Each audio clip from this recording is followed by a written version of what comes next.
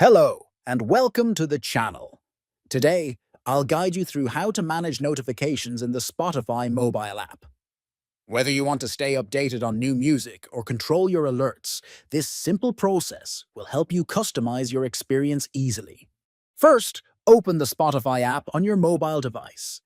Next, tap your profile icon located at the top left corner of the screen. Then scroll down and select Settings and Privacy. After that, find and tap on Notifications. Here, you will see different types of notifications available. Now choose the notification types you want to customize. For example, tap on Music and Artists. You can turn on or off push notifications and email notifications according to your preference. Similarly, repeat this for other notification categories if you want to adjust them. Finally, once you have selected the notifications you want to receive, simply exit the settings.